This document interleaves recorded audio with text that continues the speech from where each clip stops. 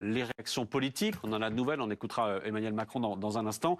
Les politiques qui réagissent, qui ne se défilent pas, ils sont au rendez-vous de l'émotion collective, certes, à l'image notamment du président de la République. Oui, qui tout de suite sur les réseaux sociaux a envoyé un message pour dire son émotion, pour constater ce déferlement de violence insensée et pour dire que la nation était en deuil. Les réseaux sociaux, ça permet la rapidité devant ce genre de tragédie. Les questions au gouvernement, ça permet la solennité, mais ça permet aussi bien sûr de faire revenir tout de suite la bataille politique, comme avec Marine Le Pen cet après-midi à l'Assemblée. Pas un fait divers sur lequel on brainwasherait un drame qui appelle une réponse politique. C'est parce qu'il n'y a jamais eu de réponse politique que notre société a vu la vie être progressivement désacralisée. C'est parce qu'il n'y a jamais eu de réponse politique que l'ultra-violence s'est banalisée, en particulier chez les mineurs. C'est parce qu'il n'y a jamais eu de réponse politique que des enfants deviennent orphelins et des parents sont obligés d'enterrer des enfants victimes de la barbarie.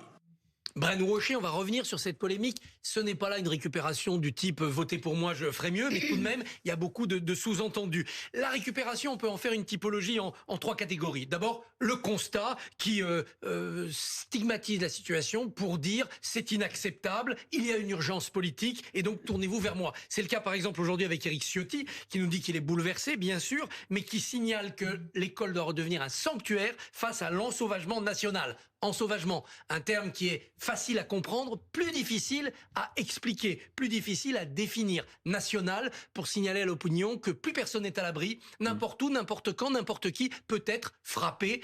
Il n'y a plus de sanctuaire, le mot est aussi utilisé. L'école devrait être un sanctuaire, la vie à la campagne, les cités tranquilles. Eh bien non, on a Nogent, on a Crépol, on a Dax qui prouvent le contraire.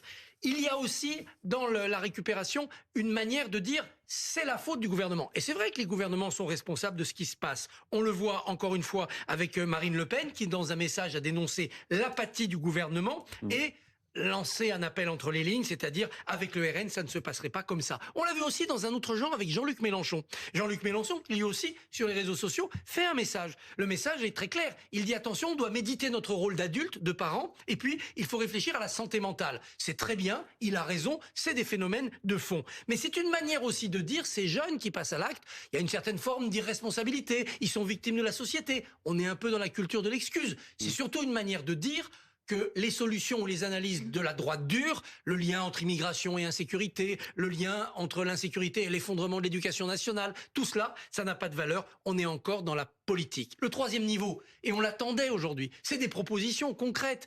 On ne veut pas attendre 2027 pour avoir une véritable politique pour établir l'autorité du prof, la responsabilité du parent, pour lutter contre les algorithmes qui transforment les